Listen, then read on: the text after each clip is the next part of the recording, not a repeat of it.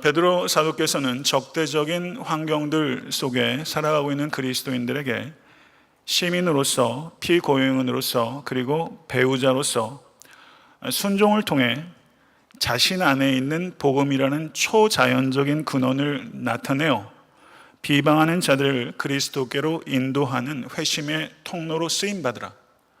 이것이 베드로전서 2장 11절에서부터 오늘 본문까지 이어지는 주제라고 할 수 있습니다. 앞선 세 단원에서는 시민으로서, 피고용인으로서, 배우자로서 이렇게 특정한 부류에 대해서 권면했다고 한다면 오늘 본 말씀 베드로전서 3장 8절 12절은 그와 같은 특정 부류가 아니라 기독교인 일반 모든 그리스도인들이 지켜야 되는 보편적인 삶의 윤리를 가르치고 있는 부분이다, 이렇게 보면 틀림이 없습니다. 하나님께서 우리를 불러주셔서 이 자리에 있는 줄로 믿으십니까? 그리스도인들을 향한 하나님의 부르심은 하나님께서 값없이 부어주시는 은혜로 응답하는 삶으로의 부르심입니다. 은혜로 응답하는 삶으로의 부르심인 것입니다. 8절 말씀은 성도들 사이에서 은혜로 응답하는 방법을 가르치고 있다면 9절은 원수를 향해서 은혜로 응답하며 사는 방법에 대한 권면이라고 할 수 있고요. 그러니까 8절의 대상은 성도라면 9절의 대상은 원수들이고요. 성도와 원수들을 대할 때 은혜로 응답하는 삶의 방법에 대해서 8절과 9절이 가르치고 있는 것이고, 10절과 12절은 성도와 원수들을 향해서 은혜로 응답하는 삶의 방법의 성경적인 원천이 무엇인가에 대해서 설명하고 있는 본문이다, 이렇게 볼 수 있습니다. 당초 오늘 계획은 베드로전서 3장 8절에서부터 12절을 강의하려고 했는데 어제 실제 설교 원고를 쓰다 보니까 많이 길어지더라고요. 그래서 오늘은 8절에 대해서만 제가 강의를 하고 다음 주에 9절부터 12절까지 강의하는 방식으로 설교를 하고자 합니다. 성도 간에 하나님의 은혜로 응답하는 삶의 방법은 5가지 특징을 가지고 있습니다. 손을 한번 펴보시겠습니까? 이 5가지가 있는데 이것이 그냥 무작위로 5가지의 미덕을 얘기한 것이 아니라 본문에 같은 5가지 미덕들이 로마서와 그 외의 본문에도 나타나고 있어요. 이게 하나님의 은혜로 응답하는 방법이라면 첫 번째 손가락을 한번 붙잡으시고 저를 한번 따라해 보세요. 마음을 같이 하라. 동정하라. 형제를 사랑하라. 불쌍히 여기라. 겸손하라. 이 5가지를 외우시려고 노력하시면서 오늘 설교 말씀을 들으시고 오늘 설교 끝날 때쯤 한 번 더 하겠는데요. 그때는 부디 손을 좀 드시고 마음을 같이 따라해 주시기를 부탁드리겠습니다. 첫째는 마음을 같이 하라. 사도행전 4장 32절을 보게 되면 믿는 무리가 한 마음과 한 뜻이 되어 모든 물건을 서로 통용하고 자기 재물을 조금이라도 자기 것이라 하는 이가 하나도 없더라. 로마서 12장 16절은 서로 마음을 같이 하며 높은 데 마음을 두지 말고 도리어 낮은 데 처하며 스스로 지혜 있는 체 하지 말라. 골로새서 1장 10절은 형제들아 내가 우리 주 예수 그리스도의 이름으로 너희를 권하노니 모두가 같은 말을 하고 너희 가운데 분쟁이 없이 같은 마음과 같은 뜻으로 온전히 합하라. 빌립보서 2장 2절은 마음을 같이하여 같은 사랑을 가지고 뜻을 합하여 한 마음을 품어, 이렇게 말하고 있어요. 성경은 이렇게 거듭 마음을 같이하는 것의 중요성을 강조하고 있습니다. 그리스도인들이 마음이 같아져야 한다, 성경이 얘기하고 있는데 이것은 운동팀에서 얘기하거나 아니면 전쟁에 임하는 군인들이 얘기하는 것보다 훨씬 중요하고 심대한 근원을 가지고 있습니다. 우리는 그리스도의 십자가와 부활의 복음을 믿고 이해하기 때문에 마음이 같아진 사람들입니다. 믿으십니까? 우리가 마음이 같아진 것은 복음에 기초하는 것이라는 것이죠. 그리고 사도 바울은 너희 안에 이 마음을 품으라 곧 그리스도 예수의 마음이니. 우리가 살다 보면 100사람이 있으면 100가지 마음이 있습니다.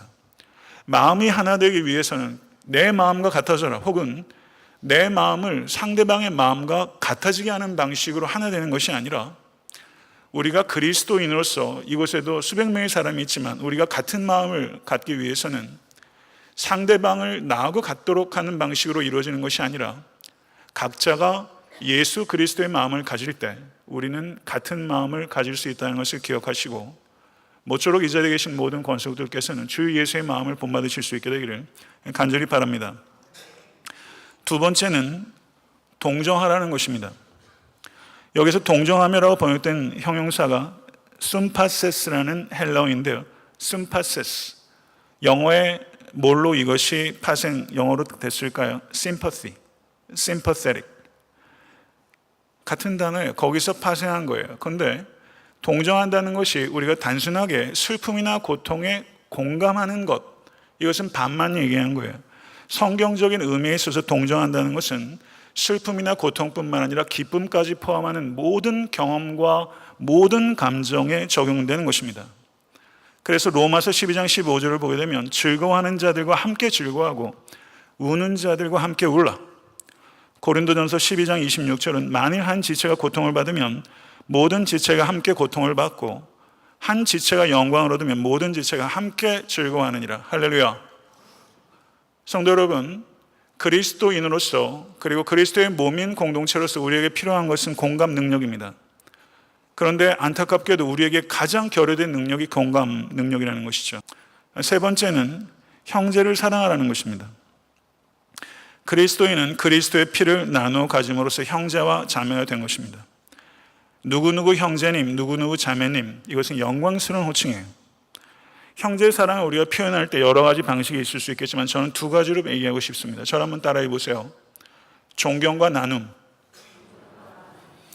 존경과 나눔으로 형제의 사랑을 표현해야 됩니다. 로마서 12장 10절은 형제를 사랑하며 서로 우애하며 존경하기를 먼저 하며, 존경한다는 원어적 의미는 가치 있는 존재로 여기다, 이런 뜻입니다. 가치 있는 존재로 여기다. 성도 여러분, 누가 가치 있습니까? 존경할 만한 사람을 존경하라고 이야기하는 게 아니에요. 성경은 존경하라고 얘기할 때 존경할 만한 형제들을 존경하라 이런 뜻이 아닙니다. 형제이기 때문에 존경하라는 거예요. 우리가 누군가를 가치 있는 사람으로 여길 때는 나에게 이익이 되는 사람을 가치 있게 여겨요. 제가 개척교회 목사일 때 저를 대하는 방식과 이만한 교회가 됐을 때 저를 대하는 성도님들의 방식과 교회 밖의 사람들의 방식은 굉장히 달라요. 그거 되게 이상한 거 아닙니까?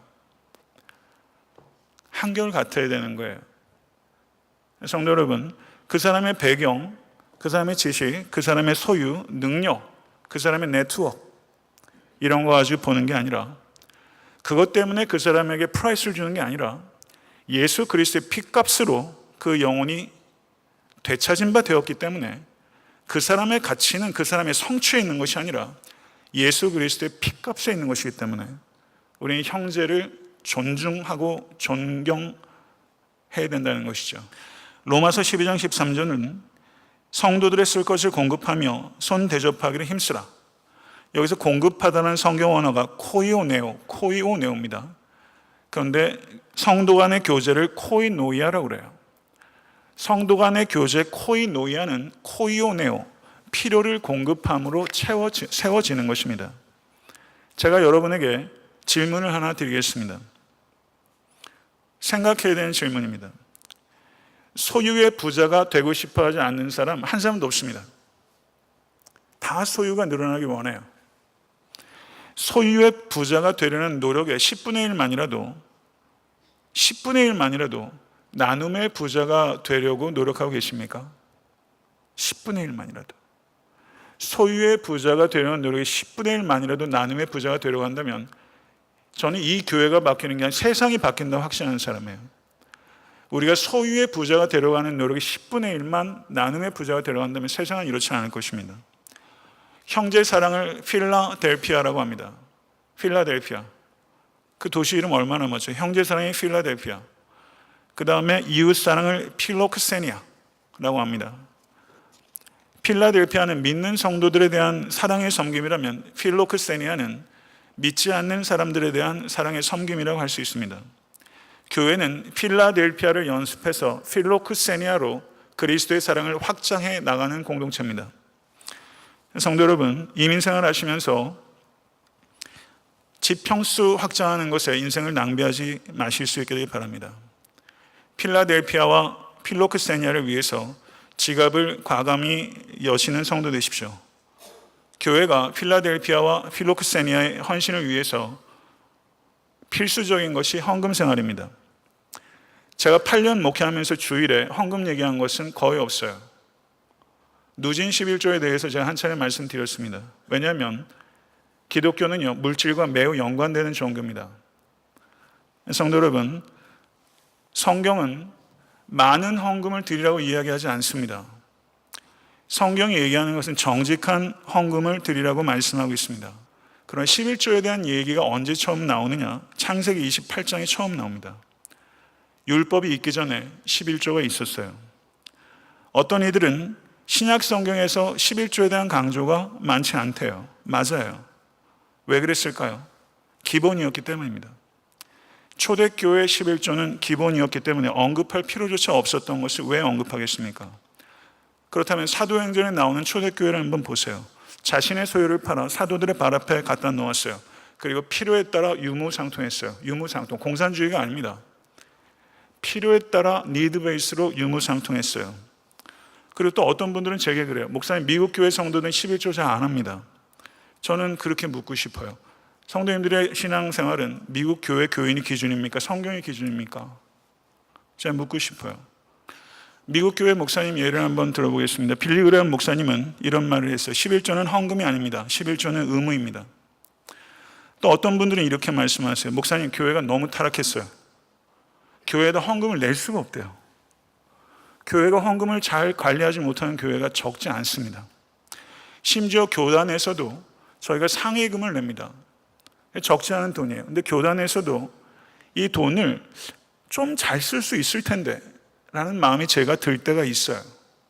안 써도 되는데 괜히 그냥 이게 모양 내는데 돈 들어가는 게 참 많아요. 분명히 그래요. 제가 예전에 중고등학교 때 고등부 선생님이셨던 분이 상당히 경제적으로 여유가 있었어요. 부친으로부터 상당하게 재산을 상속받았어요. 근데 조선일보에 크게 났어요. 그분이 몇 억에 되는 돈을 사회에 기탁했대요. 조선일보에 이렇게 났어요. 제 개인적으로 나중에 듣다 보니까 왜 교회에다 헌금을 안 하시고 사회기관에 내셨냐고 그랬더니 교회를 못 믿겠대요. 성도 여러분, 분명히 그런 요소가 있다는 것 압니다. 그러나 우리가 좀 더 생각을 해봐야 돼요. 예수님 당시의 성전은 극도로 타락했습니다. 오죽하면 예수님께서 상을 엎으셨겠어요. 성전세가 밖에서 비둘기를 가지고 오면 안에서 그 비둘기는 받지 않았어요. 이 안에서 파는 것만 받았어요.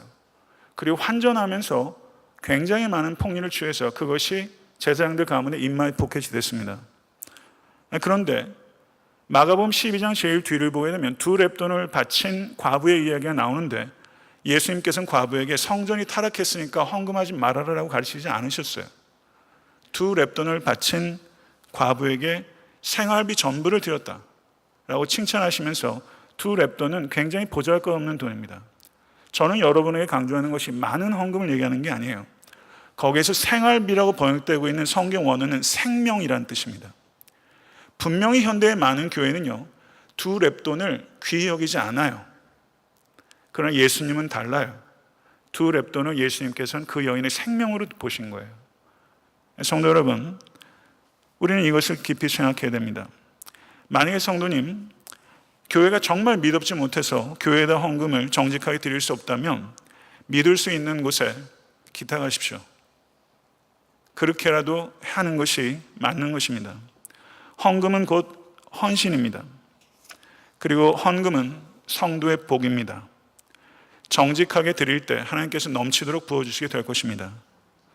성도 여러분, 10의 1만 드리면 나머지 10의 9는 내 것이 아니라 나머지 10의 9도 하나님 것이고 10의 1을 하나님께 드리면서 나머지 10의 9도 하나님의 관점에서 쓰겠다는 각오와 헌신이 그 안에 있는 거예요.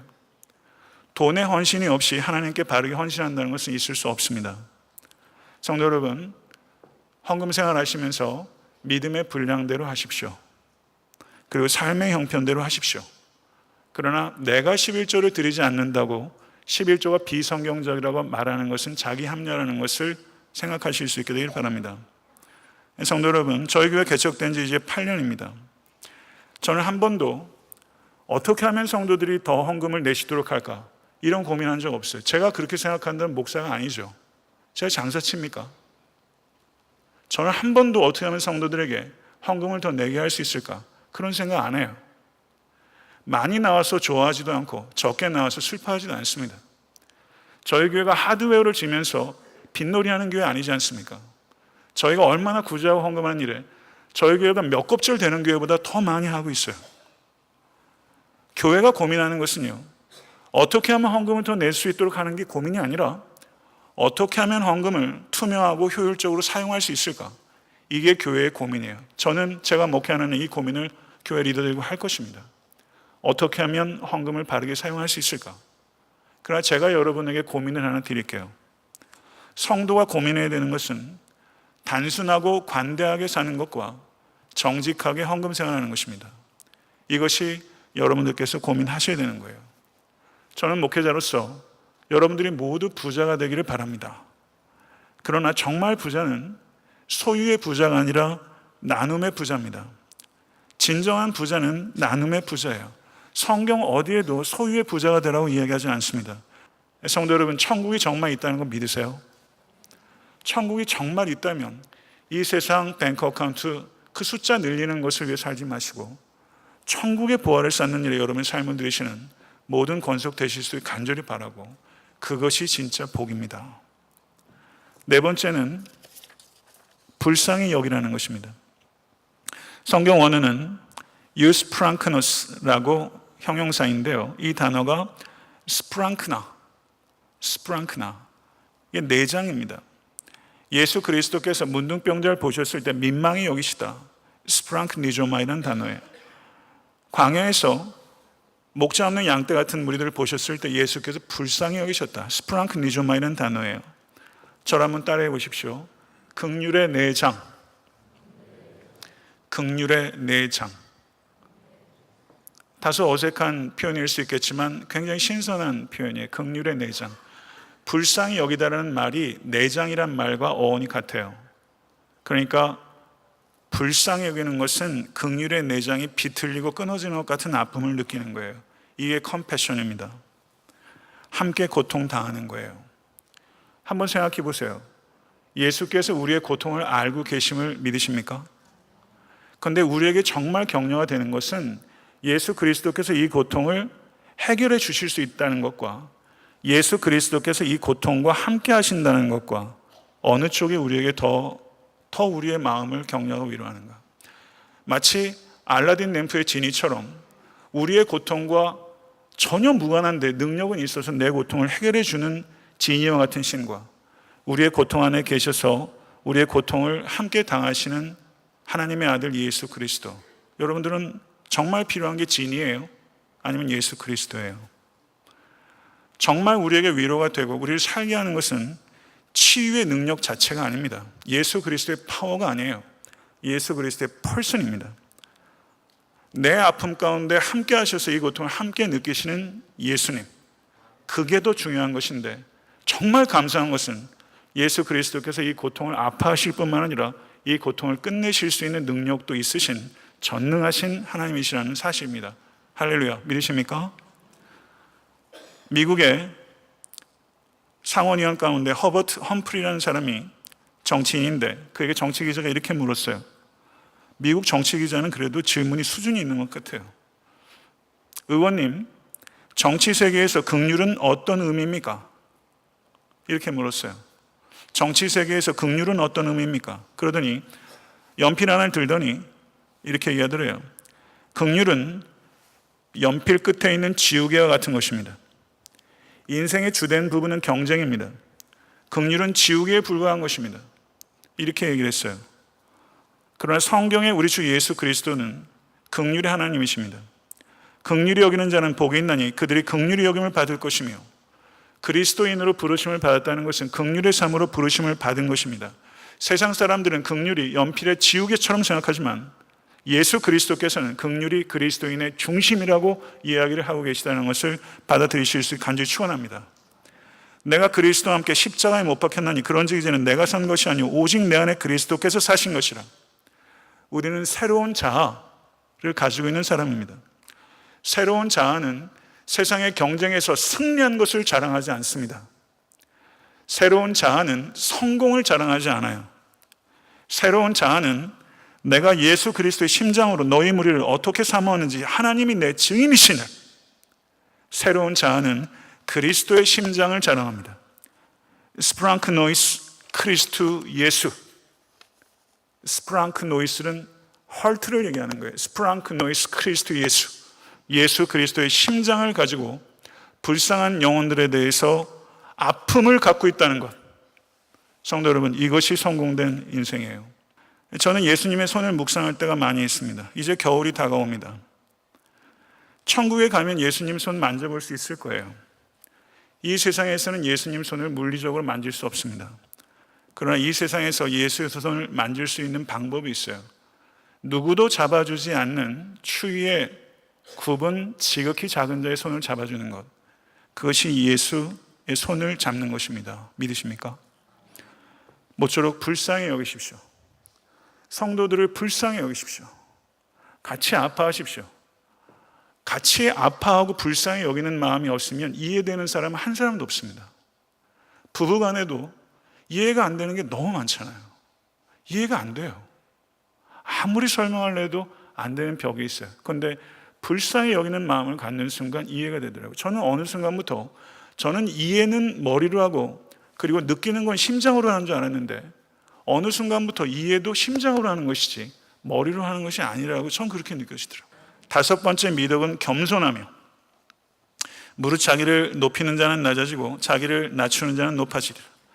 나의 마음은 온유하고 겸손하니 나의 멍에를 메고 내게 배우라. 주님께서 이렇게 말씀하셨어요.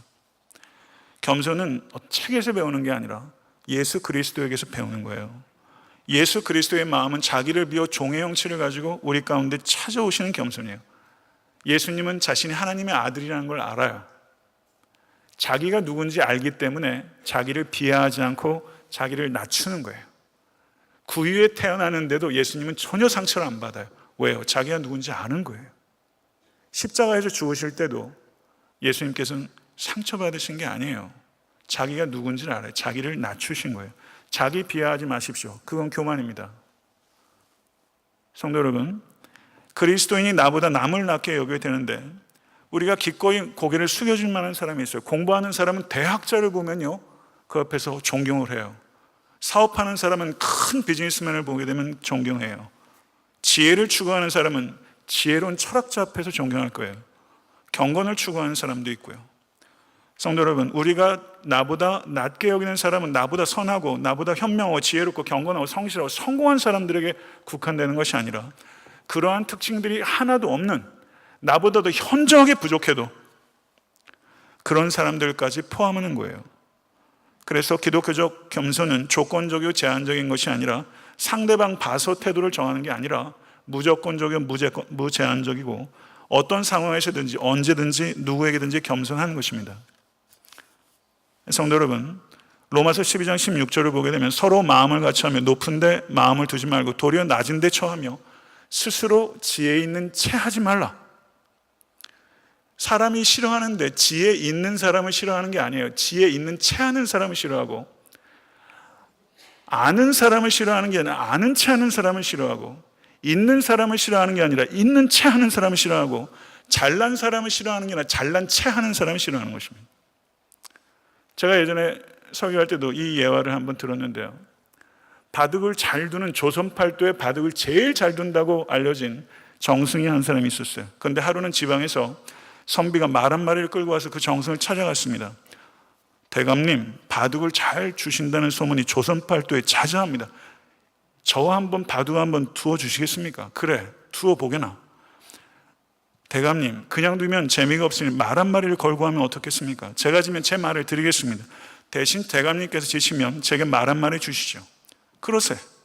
정승은 바둑이 자신 있었기 때문에 쾌히 대답하고 바둑을 뒀는데 정승이 세 판 내리 이겨서 선비는 타고 왔던 말을 그만 빼앗기고 말았습니다. 그래서 정승이, 그래도 정승인데 미안하잖아요. 그래서 이 선비에게 맛있는 음식 대접하고 그리고 사랑채에서 하룻밤 잘 자고 갈 수 있도록 했습니다. 그런데 열흘 후에 이 선비가 간이 배 밖으로 나왔는데 또 말을 가지고 오면서 정승을 찾아왔어요. 대감님, 그동안 편안하셨습니까? 오늘도 바둑 한 판 두시겠습니까? 그러세. 오늘도 말 한 마리를 걸고 두시는 것이 어떻겠습니까? 그러세. 그래서 두 사람이 바둑을 뒀는데 양상이 완전히 바뀌었어요. 선비가 세 판을 연달아 이겨버린 거예요. 그리고 잃어버렸던 말을 찾았어요. 그때 정승이 알았어요. 자기가 조선 팔도에서 바둑을 제일 잘 두는 줄 알았는데 사실은 자기보다 고수가 있었다는 거예요. 그래서 선비한테 물어봤어요. 그대 참 이상하다. 그대가 나보다 월등히 고수인데 열흘 전에 왜 내리 세 판을 나에게 졌는가? 그랬더니 대감님 죄송합니다. 제가 지방에서 말을 타고 올라와서 말을 맡길 곳이 없었습니다.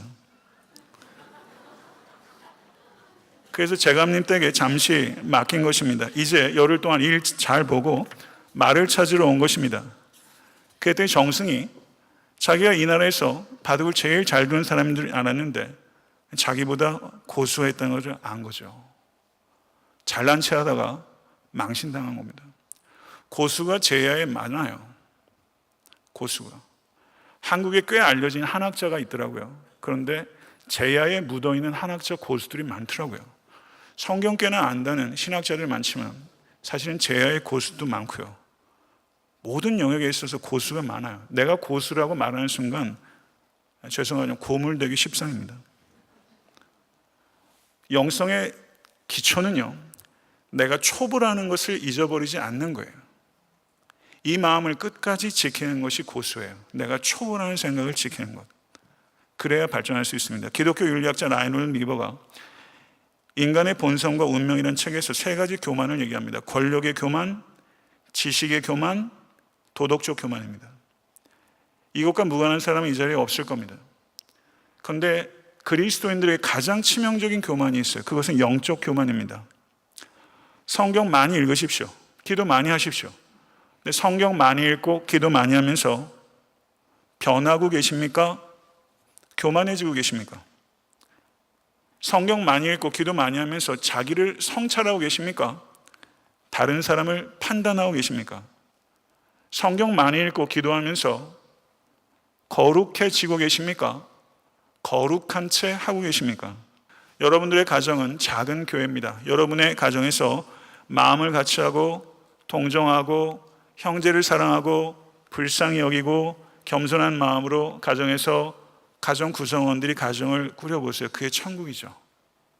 우리 교회가 이런 미덕으로 가득 찬 교회가 돼서 정말 이곳에서 완전한 천국은 예수 그리스도께서 이 땅에 다시 오실 때 경험하게 되겠지만 천국은 이미 이 땅에 도래했습니다. 믿으십니까? 교회가 천국의 미니어처라는 것을 기억하시고 이 다섯 가지 미덕이 이 소중한 애타한테 섬기는 교회에 차고 넘쳐서 천국 시민으로 살아가신 모든 권속이 되실 수 있게 되기를 우리 주 예수 그리스도 이름으로 축원합니다. 기도하겠습니다.